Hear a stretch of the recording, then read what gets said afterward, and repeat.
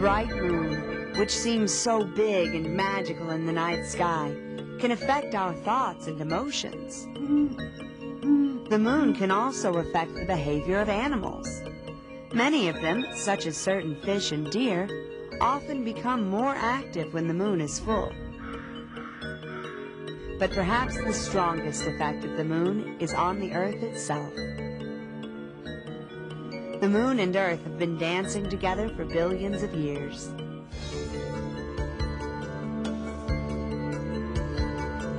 The Earth, nearly 4 times the moon's diameter, clearly leads the dance. But the moon, in turn, has important influences on Earth. Let's look closer at the moon and its partner Earth as they sweep through time and space together.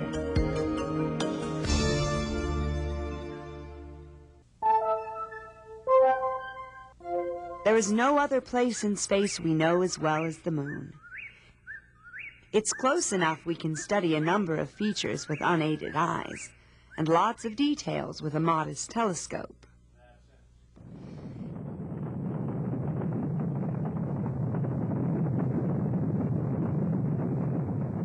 And more than that, the moon is the only place in space where humans have set foot. In a history book journey on July 20th, 1969, Neil Armstrong stepped from the Apollo 11 lunar lander onto the moon's surface.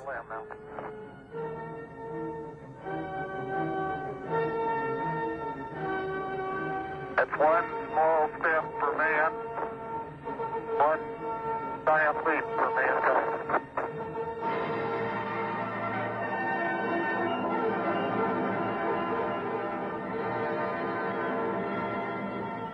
This trip, plus the 5 that followed over the next 3 years, brought back samples of moon rocks and dust, and some out-of-this-world experiences.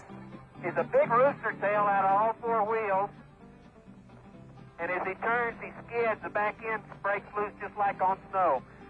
Come on back, John. The moon and Earth appear to have both formed at the same time about 4.5 billion years ago, from more or less the same type of materials. We are not exactly sure how the moon got started.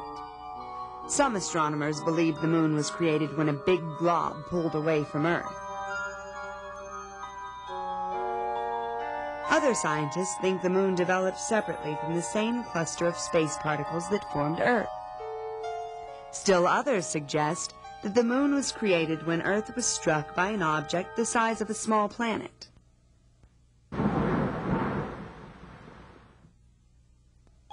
This object knocked chunks out of Earth and kept going. The chunks, however, eventually regrouped in Earth orbit to form the moon.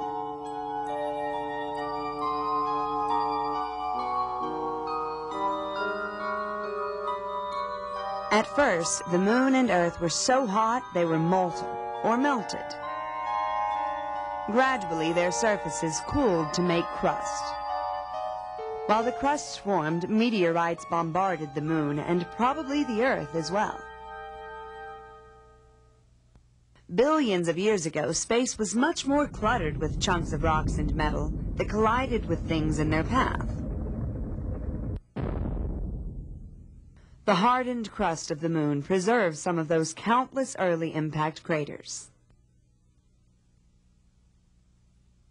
Soon after the moon's crust developed, heat trapped below forced up volcanoes.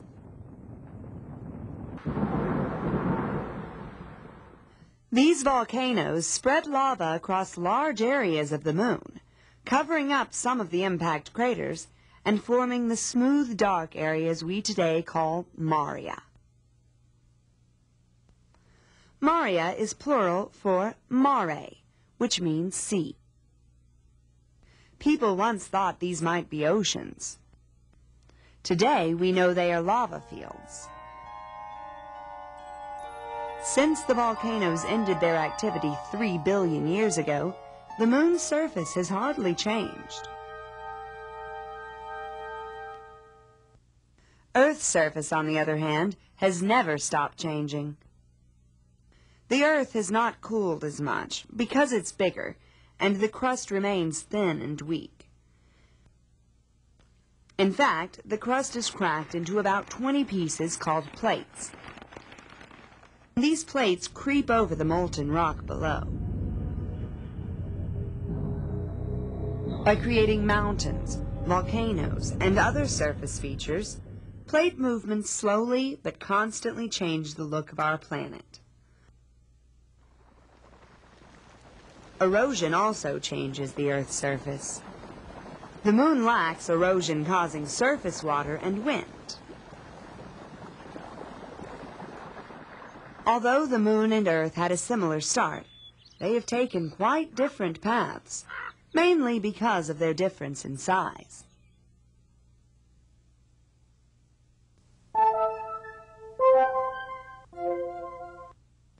Moons are not unusual in the solar system.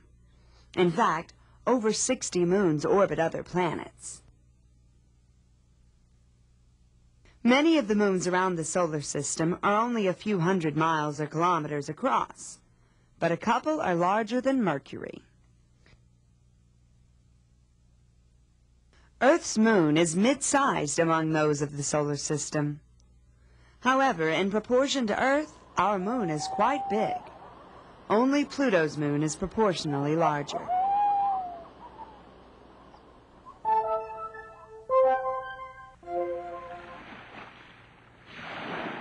One of the moon's most noticeable effects on Earth is ocean tides. Tides are the regular rise and fall of the ocean's level.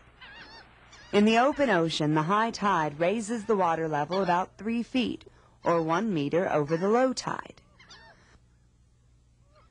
Along coast, tide levels vary because of coastline shape. In particular, shallow bays concentrate water into a small area and increase tide height. The world's highest tides, reaching nearly 45 feet or 15 meters, occur in the Bay of Fundy on Canada's east coast. The moon creates tides through the pull of its gravity. This pull is not enough to affect the Earth's crust much, but it's enough to cause a distinct bulge to the ocean. To appreciate the strength of gravity, feel how heavy a single bucketful of water is. Then consider that the moon lifts part of an entire ocean.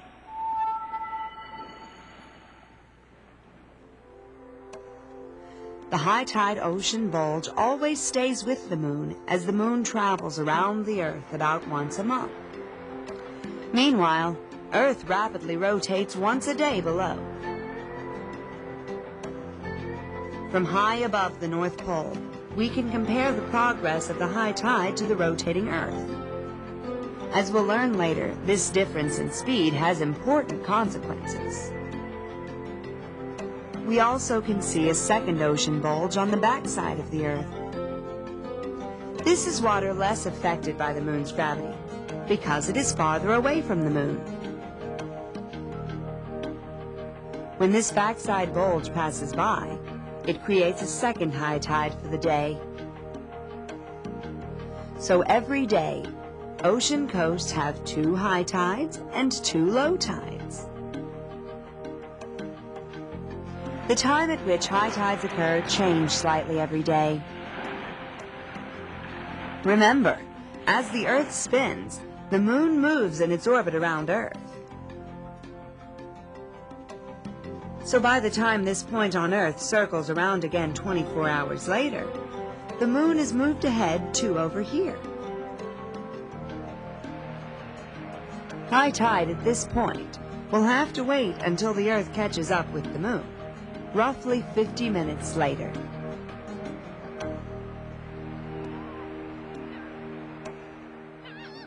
Long ago, scientists noticed high tide bulges don't travel exactly in line with the moon. They travel slightly ahead of it. Why? As the Earth spins around quickly below the ocean bulge, friction between the Earth and water pushes the water ahead of the moon just a little. Over long periods, this friction and the timing difference between the Earth's rapid rotation and the Moon's slow orbit affects both dance partners. Astronomers calculate that every century, because of the Moon's pull, Earth's rotation takes about 1/500th of a second longer. A billion years ago, a day on Earth was only 19 hours instead of 24. In another billion years, a day will have stretched to 30 hours.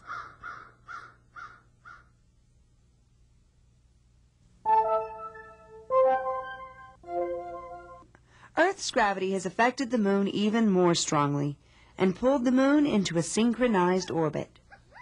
That is, the Moon rotates on its axis at the same rate as it orbits the Earth. As a result, we always see the same side of the Moon. Astronomers think that maybe this side of the Moon is slightly heavier than the far side, and as a result is pulled harder by gravity.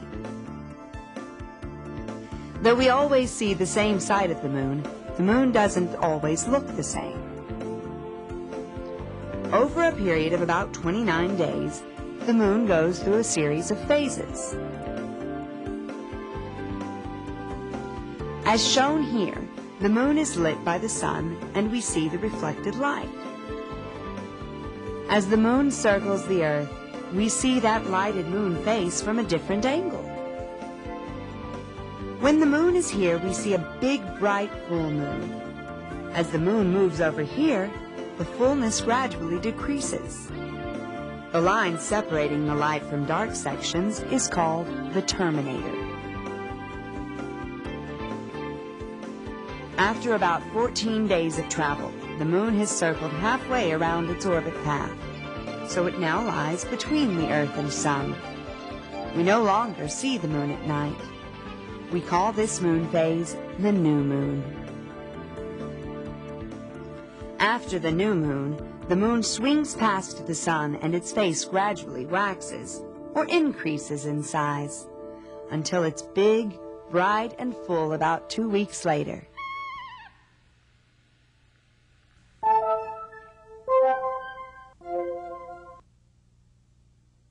When the Moon passes in front of the Sun, the Moon casts a shadow. Usually the shadow misses Earth, but once in a while things line up so the shadow lands on us. We call this event an eclipse. The Moon may only partly block the Sun, which we call a partial eclipse. When the Moon completely blocks the Sun, we enjoy a rare full eclipse. By chance, we live in a time when the Moon and Sun appear the same size in the sky. However, the Moon is slowly moving away from the Earth, about 1½ inches or 3 centimeters per year. In 10 million years, the Moon will have moved so far away, it no longer will affect tides. Eventually, the Earth's rotation and Moon's orbit will synchronize, because the slow drag of tides and the Moon's gravity will gradually bring Earth's spin to a halt. Then, both Moon and Earth will dance, locked face to face, until they cease to exist.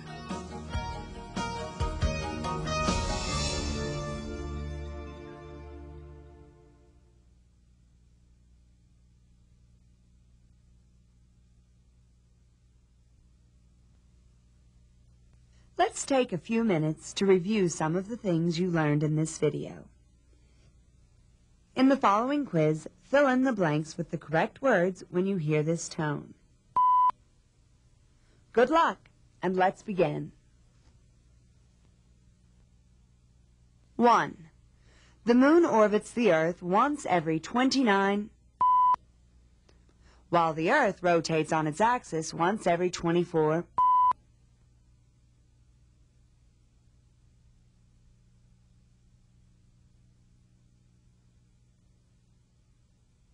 2. True or false? The Earth and Moon seem to have formed from the same type of materials.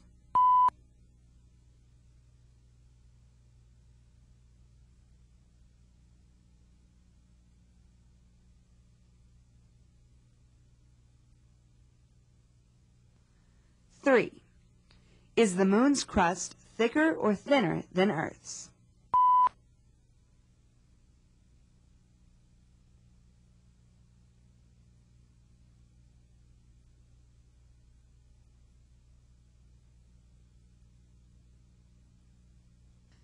Four. Maria on the Moon are not seas as once thought, but fields of from volcanoes that are no longer active.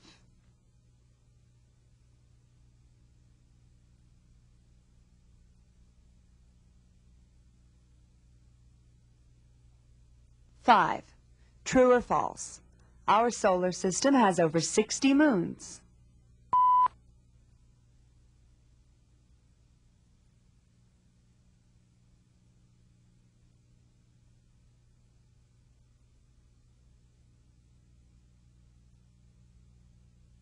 Six. The Moon causes tides through the pull of its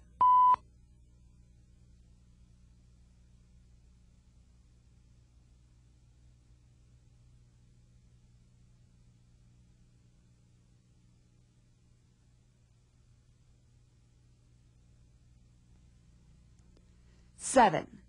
Because of the pull of the Moon's gravity and the friction of tides, is the Earth's rotation speeding up or slowing down?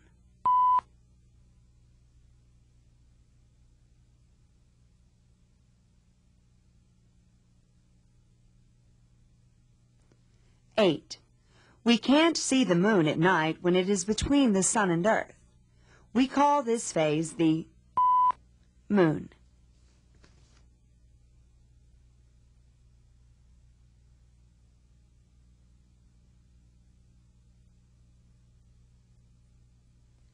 Nine. In 10 million years, the Moon will have moved so far away, it will no longer affect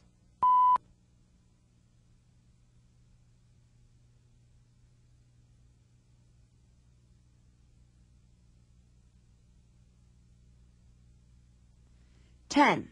In the distant future, the Earth's and the Moon's orbit will synchronize, and the pair will face each other until they cease to exist.